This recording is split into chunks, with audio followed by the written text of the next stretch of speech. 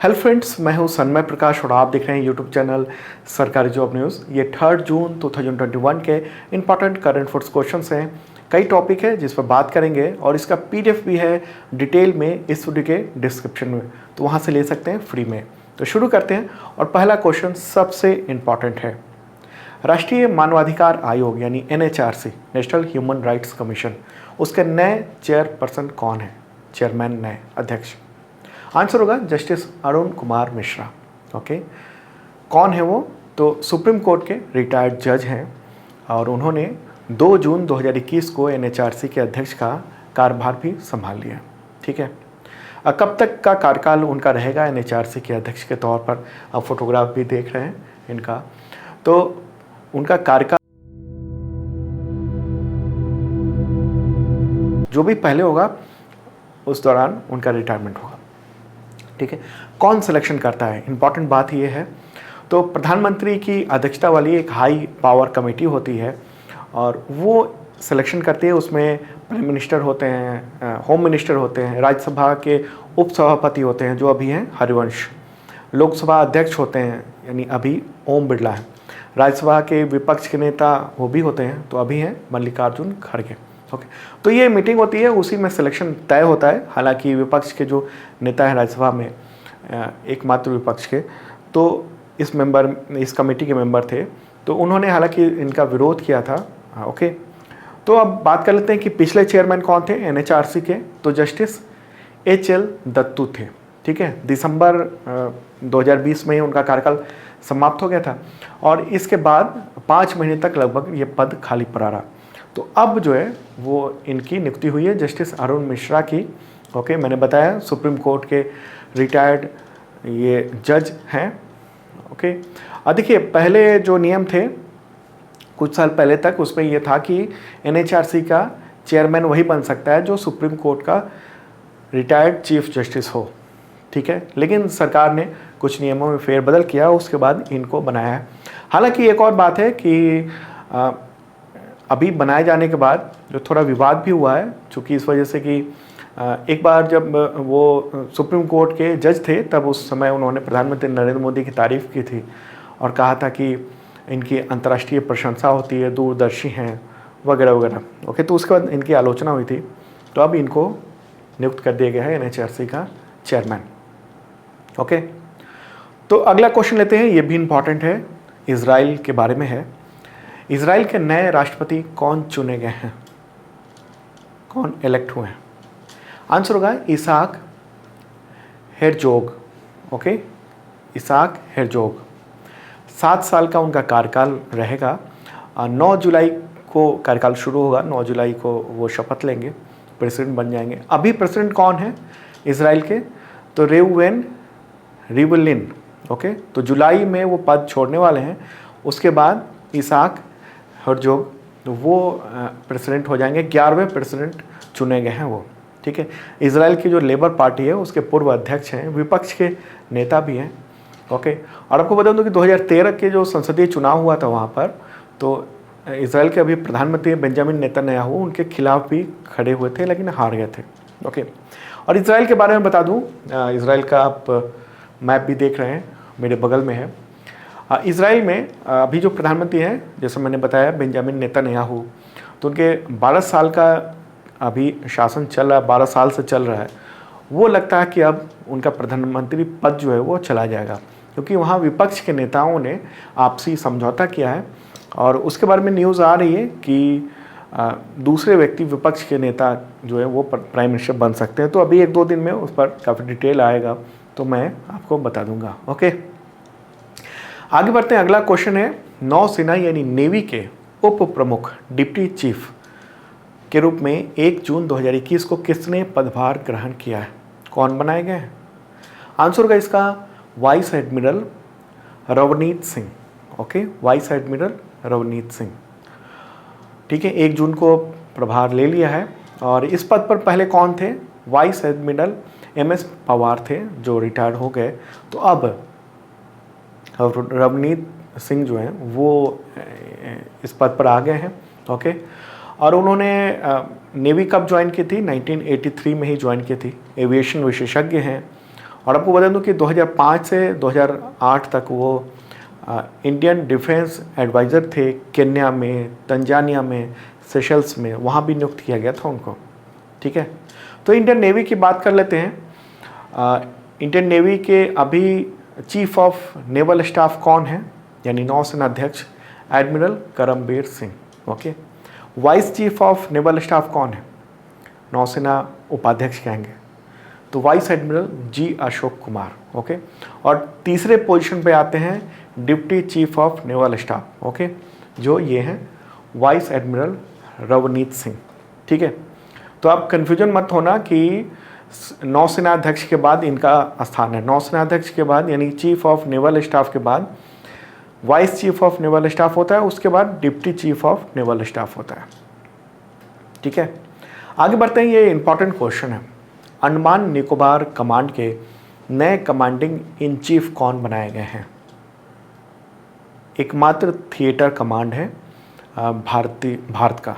Okay, जिसमें theatre command क्या होता है, जिसमें तीनों सेनाएं एक साथ रहती हैं और उसके जो हेड होते हैं वो किसी भी एक सेना से होते हैं, वही उस कमांड की देखभाल करते हैं, वही जिम्मेदार होते हैं। ओके, तो इस क्वेश्चन का आंसर होगा lieutenant general Ajay Singh. Okay, news आप देख रहे हैं द हिंदू की, तो उनको बनाया गया है। अंडमान निकोबार कमांड जो है वो देश का एकमात्र ट्राई सर्विस थिएटर कमांड है।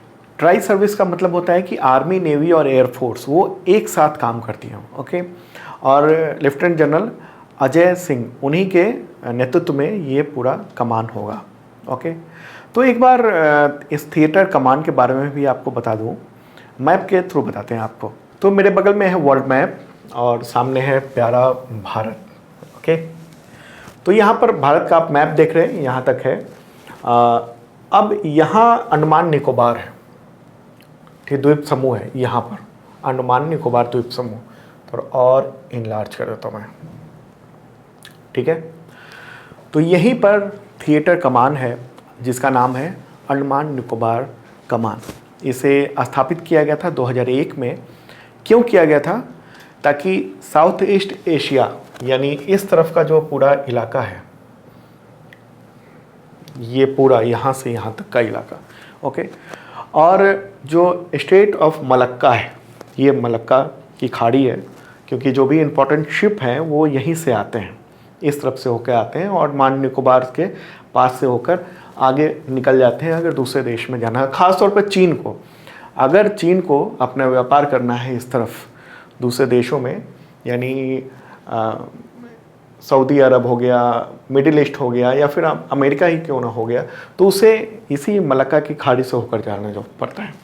तो चूँकि ये पूरा है और चीन की रणनीतिक स्थिति यहाँ लगातार पहुँच हो रही है, मजबूत हो रही है, तो ऐसे में एक थिएटर कमांड की ज़रूरत पड़ी थी और 2001 में ये थिएटर कमांड जो है वो बनाया गया था।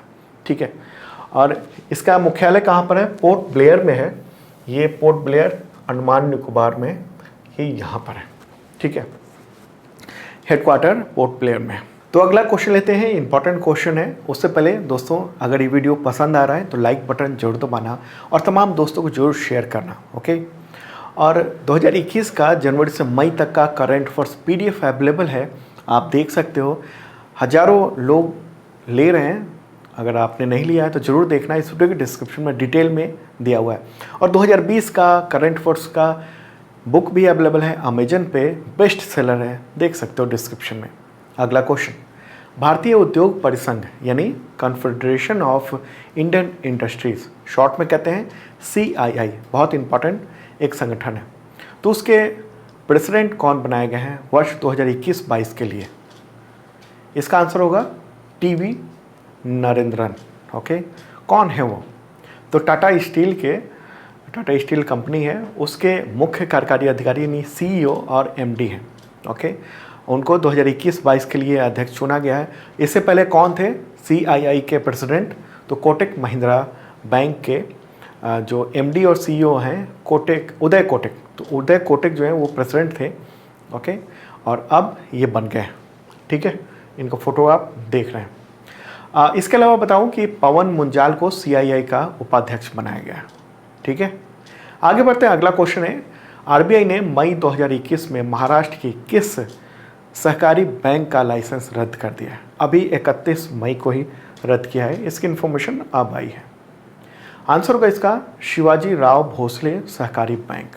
ठीक है, पुणे में स्थित है ये सहकारी बैंक, और आरबीआई की ओर से ये बताया गया कि इसके पास सफिशिएंट कैपिटल नहीं है, मतलब पर्याप्त पूंजी नहीं है, और आगे कमाई की संभावना भी नहीं है, और 98% जो जमा करता है उनको अब जो बीमा और ऋण गारंटी निगम है यानी DICGC, तो उससे उनको बीमा के रूप में रकम मिलेगी। आपको पता ही होगा कि अगर बैंक डूब जाता है तो 5 लाख रुपए तक का वापस मिल सकता है, बीमा रहता है 5 लाख रुपए तक का। 5 लाख से अगर ज़्यादा रकम जमा है तो बस 5 ही लाख मिलेगा, या अगर कम जमा है 5 लाख से तो जितना जमा है उतना मिलेगा पैसा। ओके, तो एक बैंक, सहकारी बैंक जो बर्बाद हो गया।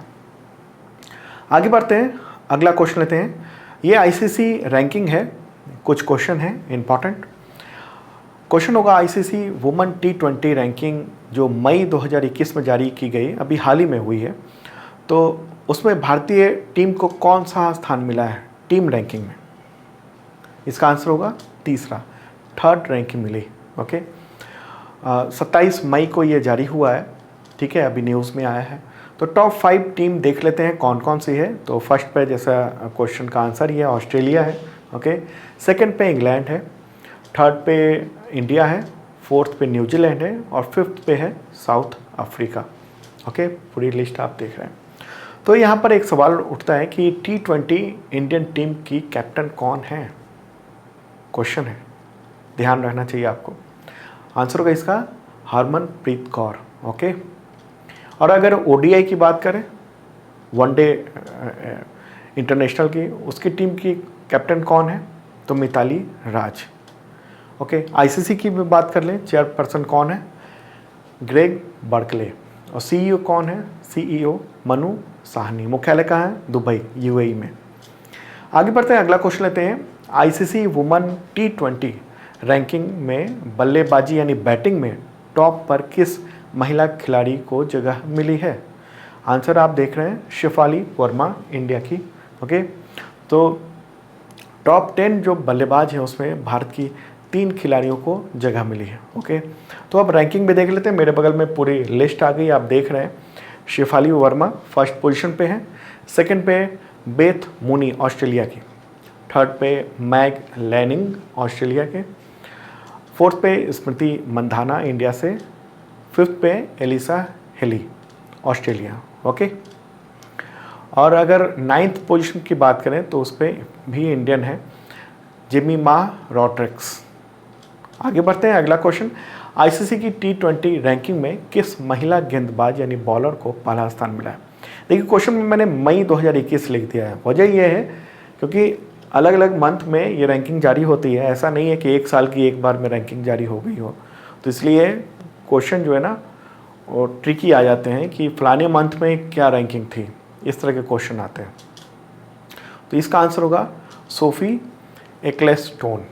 ओके, और वो कहाँ की प्लेयर हैं? तो इंग्लैंड की प्लेयर हैं। ओके, तो आप देख लेते हैं टॉप 7 जो रैंकिंग है वो कौन कौन से हैं। तो आप मेरे बगल में भी लिस्ट आ गई है। सोफी एक्लेस्टोन इंग्लैंड की, सेकंड पे शबनीम इस्माइल साउथ अफ्रीका की हैं, थर्ड पे सराह ग्लेन इंग्लैंड की, फोर्थ पे मेगन शुट्टो ऑस्ट्रेलिया की, फिफ्थ पे जेस जॉनसन ऑस्ट्रेलिया की, सिक्स्थ पे दीप्ति शर्मा है इंडिया की, और सेवन्थ पे राधा यादव है। ओके, आम तो मैं टॉप 5 ही देता हूँ, लेकिन ये मैं बता रहा हूँ 7th पे राधा यादव है। अगला क्वेश्चन लेते हैं, इससे से रिलेटेड है। आईसीसी की T20 रैंकिंग में सबसे बेहतर ऑलराउंडर का खिताब किस खिलाड़ी के नाम रहा है? आंसर का सोफी डिवाइन। कहाँ की खिलाड़ी हैं? तो न्यूजीलैंड की खिलाड़ी हैं। ओके, और आपको पता होगा कि सोफी ने जनवरी 2020 में जो T20 मैच हुआ था उसमें 36 गेंदों में शतक बनाकर एक बड़ी उपलब्धि हासिल की थी। अभी तक ऐसा रिकॉर्ड किसी प्लेयर के नाम नहीं है। तो टॉप 5 रैंकिंग मेरे बगल में है, आप देख रहे हैं। सोफी डिवाइन न्यूजीलैंड की फर्स्ट पे है, सेकंड पे नताली साइवर, ओके, थर्ड पे कैथरीन ब्राइस स्कॉटलैंड की, फोर्थ पे दीप्ति शर्मा भारत की है, और फिफ्थ पे है स्टेफनी टेलर वेस्ट इंडीज़। आगे बढ़ते हैं। अगला क्वेश्चन है केंद्रीय प्रत्यक्ष कर बोर्ड यानी central board of direct taxes, short में कहते हैं इसे CBDT। ओके, तो इसके चेयरमैन का अतिरिक्त प्रभार किसे सौंपा गया है? आंसर होगा जगन्नाथ विद्याधर महापात्र। ओके, सरकार ने CBDT के सदस्यों और प्रभारी अध्यक्ष इसकी नियुक्ति की है, प्रभारी के तौर पर महापात्र की, और वो 1984 बैच के IRS अधिकारी हैं। ओके, इससे पहले कौन थे? अध्यक्ष तो प्रमोद चंद्र मोदी थे। ओके, 31 मई को रिटायर हो गए, तो अब इनको प्रभार दिया गया है 3 महीने के लिए, या फिर अगर कोई नई नियुक्ति हो जाती है तब तक के लिए। ठीक है, CBDT उसके बारे में बात कर लें। ये क्या है?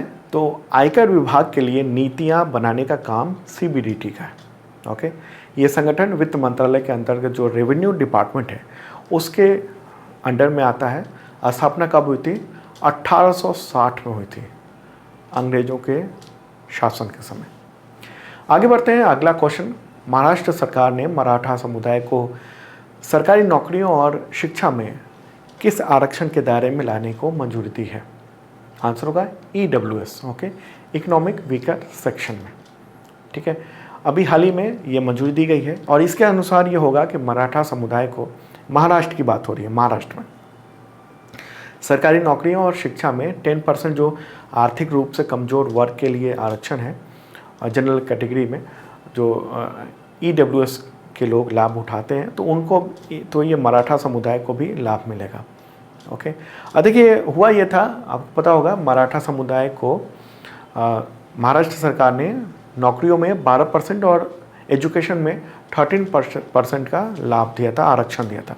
लेकिन सुप्रीम कोर्ट ने अभी हाल ही में इस आरक्षण के फैसले को खारिज कर दिया था, सरकार के फैसले को, और उसके बाद फिर वहाँ डिमांड हुई, तो महाराष्ट्र की सरकार ने ये EWS में कैटेगरी में इनको डाल दिया है। ओके, तो महाराष्ट्र की बात हो रही है, मैप में महाराष्ट्र ये रहा, आप देख रहे हैं। मुख्यमंत्री कौन है? उद्धव ठाकरे। ओके, गवर्नर भगत सिंह कोश्यारी है। तो दोस्तों ये रहा पूरा करंट अफेयर्स। कैसा लगा कमेंट बॉक्स में ज़रूर बताना। आपके कमेंट्स मैं पढ़ता रहता हूँ। ओके, हर कमेंट्स का जवाब नहीं दे पाता हूँ, लेकिन पढ़ता ज़रूर हूँ। तो इसका पूरा PDF आज के करंट अफेयर्स वीडियो का अवेलेबल हो गया मेरे बगल में। वैसे आप इस वीडियो के डिस्क्रिप्शन से भी डाउनलोड कर सकते हैं, वहाँ भी PDF अवेलेबल है और भी कंटेंट है। पिछले साल का बुक भी है जो कि बेस्ट सेलर है अभी भी, तो देख सकते हो।